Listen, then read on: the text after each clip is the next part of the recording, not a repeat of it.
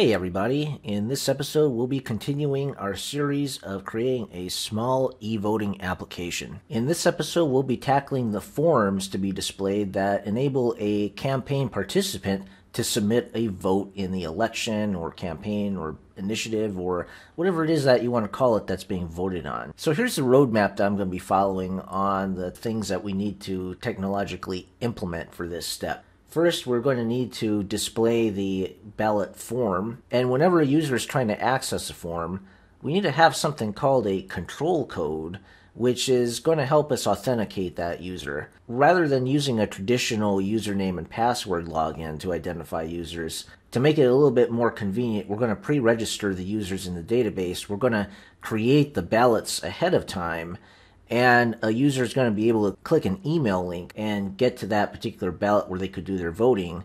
And the ballot is going to be matched to the user by the control code. And another thing that we could probably do is we could probably reference the participant name against the control code to make sure that somebody didn't randomly enter a control code and they're trying to place a vote for somebody else. And then when the user hits the submit button on the form, we need to be able to process that ballot on the back end to validate that the form was properly filled out, and if it was, we'll create the appropriate database records. So let's get started. Okay, so here's our data structure and how we're going to basically build the form. At the top level, we're going to have the campaign. So let's check out the first campaign that we have in our system. Okay, so this is called the Minecraft election, and I've already pre-registered one ballot in the system tied to the first user in the system. Now there we could see the user details associated with this ballot. But now for building our form, we're going to go through a list of questions that are associated with the ballot, and we're going to display those along with the choices. So here's what the prompts look like that are going to be on the ballot. So as you can see, there's two questions associated with this. Let's check out the choices that are going to be available for the second question. Now, if you remember in the previous episode, we set up the active record associations between the data models. So all we have to do is reference the .choices relation on the ballot prompt model to see what selections are available for that particular question. So basically we're going to build a form around these data model associations and process the submitted form on the back end within one specialized form processing Ruby object. Now remember, in Rails full stack architecture, the three main components of the system are your models, controllers, and views. The router helps web requests find their way to the right backend controller.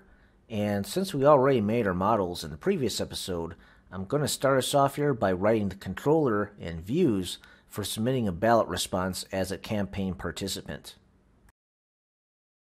So as I'm just kind of making the structure for this, I'm just going to reference the ballot by the ID number, but later we're going to change this to the control code before we're finished here. I've also created the view where we're going to be building the actual form, and I also got to create the route. So at this point we should be able to go to this route and in our web browser and see the title for the particular ballot campaign that's being accessed. Let's give that a try. Okay, there we go, we have our ballot title. So now let's try building the form. So something I want to mention here is that in Rails 6 they introduced a new syntax for referencing a form with a model, an active record model associated with that. They want you to use this helper called form with, and the old way of doing it, which was using the form for helper, is now deprecated. By the way, when we're using form with, if we don't have an update route established for that particular model, then we're going to get this error. So we're going to have to create an update path and add the route for that in the routes file. By the way, I realize that all of this coding might be a little bit hard to follow along. So if you want to see the source code for the full program, it's going to be available on GitHub, but there's a catch.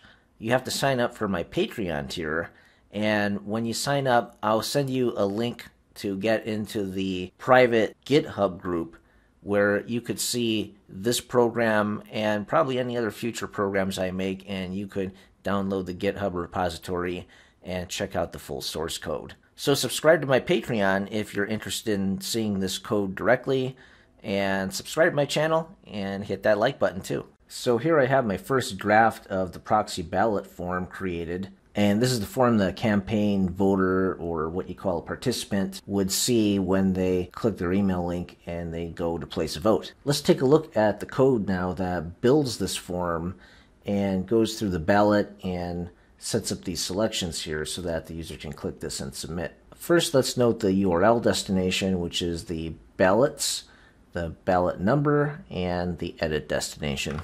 And of course, this is determined by the route's resources, which route it to the appropriate controller action, ballot's controller. And here is the edit action where that ballot is rendered. We create an instance variable called ballot, and then it's going to go to the edit template right here. So as you can see here, I have a dynamic campaign title, and we render the form in a separate partial. Now this partial here that renders the main part of the form is a little bit confusing and difficult to understand, so let me walk you through this. We're using that form width that I mentioned earlier, and then it goes to the ballot prompts, and then each prompt has a set of choices. To iterate through the prompt choices, we're going to be using the fields for, because prompts is a nested property of ballot.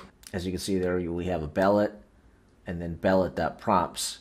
So the way of accessing that in ActionView is to do the fields for. And here's where we deviate a little bit from the default Rails convention. So something that I don't really like about the way that Rails assumes that your application is built is that they kind of assume that your view and your forms are going to have a one-to-one matchup with the data on the back end and your data models. This makes it a little bit difficult to do more complex transformations of your data from the form inputs. For example, even though we have ballot prompt and choices associated with that, what we want to do is we want to take a different path coming back from ballot prompt, where we want the ballot to have a mirrored structure of these prompts as something called responses, and then each response will have only one choice associated with it that relates to the choice record. So I'm going to show you a sample of what that structure is going to look like. We have the ballot, and then we have a ballot response. And the reason that response is in an array is because each response corresponds to a particular prompt. So as we could see here on this particular ballot, the only prompt that was answered was the first one. And then we could go back and reference the prompt using the ballot prompt ID. Now, what was the choice that was selected for this particular ballot prompt? Well, we could find that from the response object too. Okay, so this was the selection that was made, and we could navigate back to the original choice using this structure. And the reason that I have this one-to-many type of setup is because I'm leaving some flexibility in the architecture here for if you want to have multiple choices. So rather than radio buttons, I could foresee a scenario where you'd want to have checkboxes instead, in which case you might have 2 or 3 different selections. But I don't think this really plays very well with the default way that Rails kind of assumes that your application is set up. The traditional Rails opinion is that you should use accepts nested attributes for on your active record models, build your forms in a similar structure to your model layouts, and use a combination of the strong parameters feature and active model validations to filter through the data going into your database. However, my opinion is that this structure is insufficient if your business logic calls for generating entirely new sets of data based on the form response. What I don't like about this model is that it kind of assumes that your active record models will precisely match what's in the form that's coming in, but in a lot of cases you might want to do some additional processing or transformation of the data on that form before putting it into your database. It won't always be a one-to-one match in the structure between your form and your database. And the example that I gave you right here is where I feel like that kind of breaks down, because we don't have any ballot responses created yet. We're just using the choices to display what's available, and these aren't going to be choices when they come back and get entered in a database. You're going to have a ballot, and it's going to go instead of through the prompt to choice route, you're going to have the response to selections route, which kind of mirror this structure. And for that, I think we're going to have to build a special form processing class, an interactor class that's going to handle that. But also because we don't have that one-to-one match with the data structure, I had to come up with another way of conveying what the choices are and appropriately labeling them for how they come back. And for that, the default Rails forms helpers didn't really work out. Rails actually has two types of form helpers when you're using the form builder. You've kind of got this syntax right here where you have form width and you have a particular model, and then you could have corresponding nested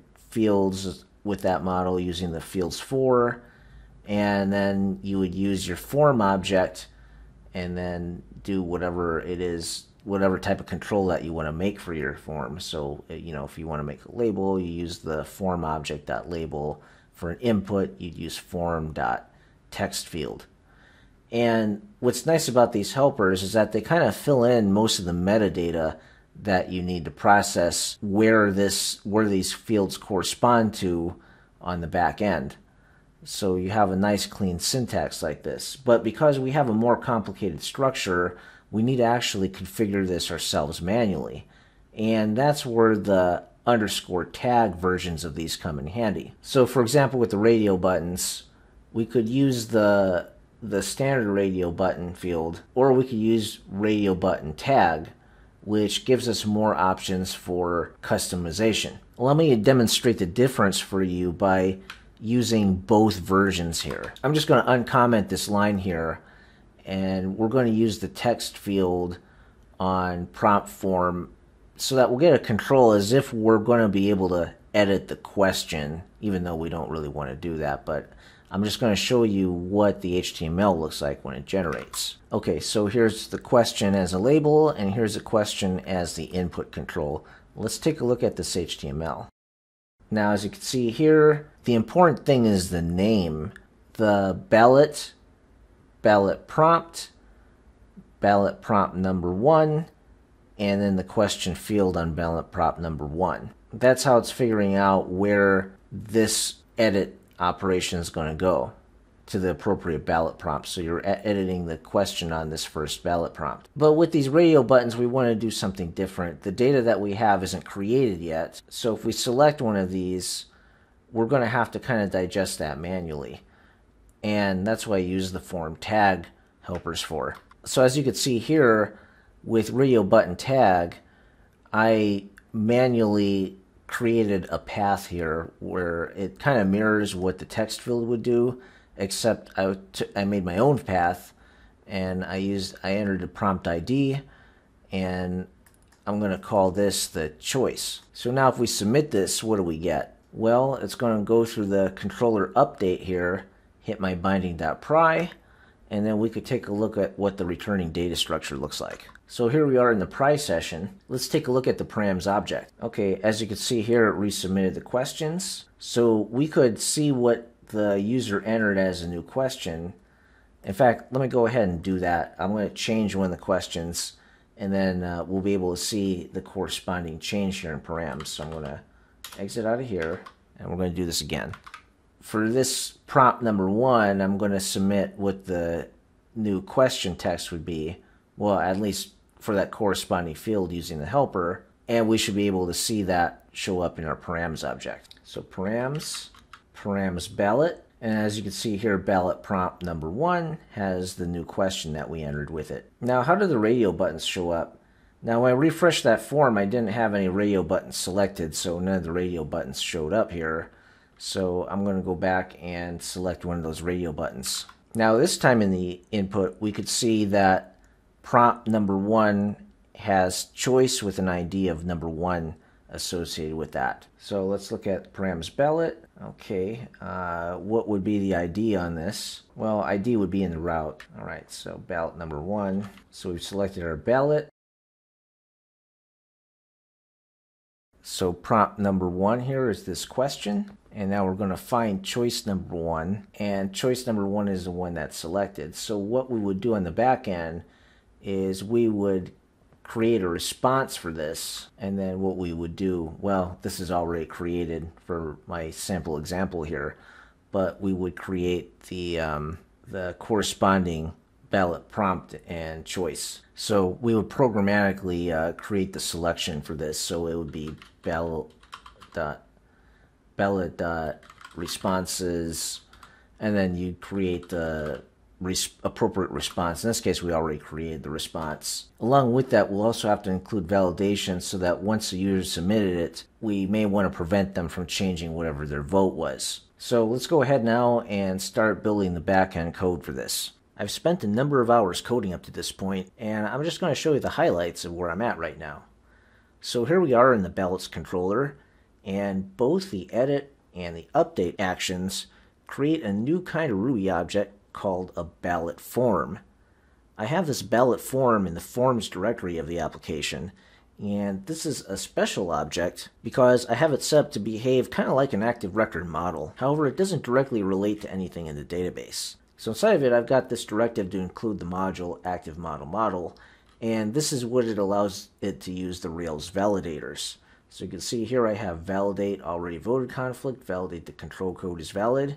These are checks to make sure that the form is valid, and when you call the valid question mark method, as I do here in the controller, it'll run those validators and give you an error message if something's not right. So I have an initializer set up here so that you could easily set up a new form based on a ballot in the database that doesn't have any responses yet, or you could rebuild a ballot form from a submitted response. And that would be helpful for displaying error messages if something went wrong or you need the user to change something on the form. Now all the interesting action takes place here in the save method, where it runs the validator and it goes to save submitted responses.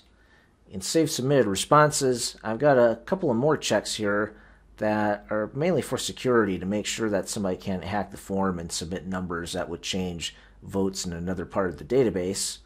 And at the very end of this function, we've got the ballot choice selections being built, and it builds the responses for a particular ballot. So I'm going to do a little demonstration of how this works right now. So here we have the ballot form, and as you can see, I've got one of the errors here for the vote for this ballot has already been placed. That corresponds to the already voted conflict here, which adds the error to the form. And that's because I was just testing this and I created some votes. So let's clear out those votes. I'm going to do that by going to my console. Okay, and we have this ballot response. That's the test one that I made, and let's just delete it. Oh, never mind, we have to delete all of them. Remember, there's one response for each question on the ballot, so that's for all the questions we have to delete. Now if we go to the form, it should not give us an error message. Okay, so let's go ahead and place some votes.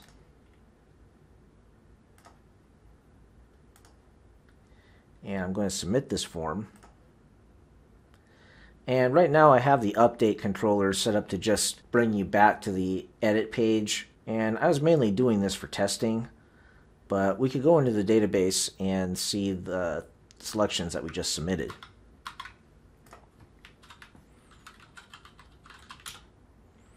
So we're going to reload that ballot.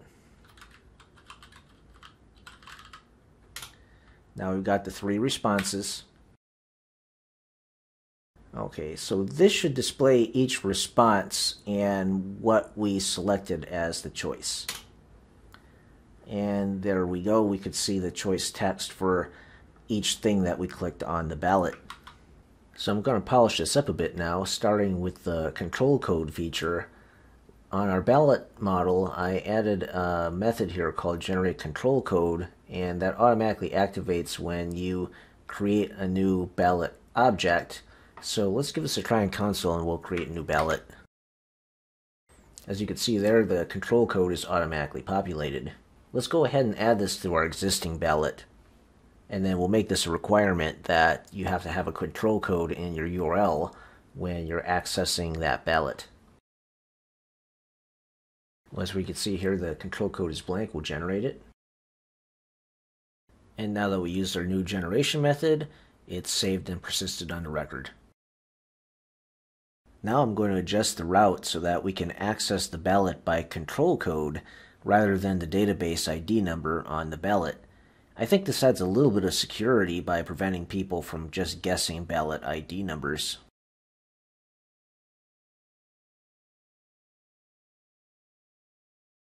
And along with the control code, I'm going to add an email validation to match the control code to the email address provided to the form as a parameter.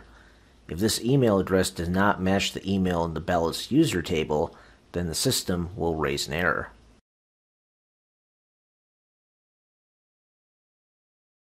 So I've finally done a little bit more polishing up here of the validations handling in both the controller and in the ballot form. Let's go ahead and give this a try to demonstrate the functionality. So first of all, let's try going to a page without a correct control number.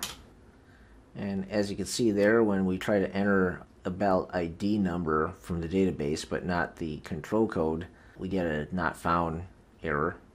So let's go ahead and enter a more proper control code.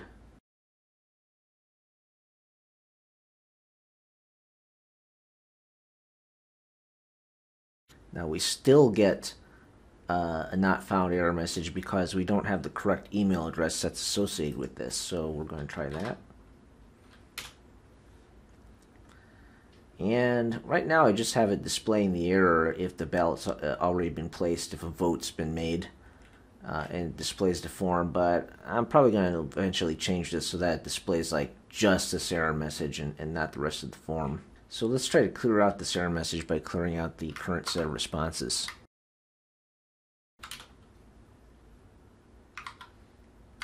Okay, now if we refresh this page, we shouldn't have this error anymore. Okay, and let's go and try to put some votes in. Let's do IBX Toycat, then Nether Wastelands, and Bedrock. We'll submit this. And we get the message that the vote has been recorded. Now let's go into the database and see what we got. So reload that.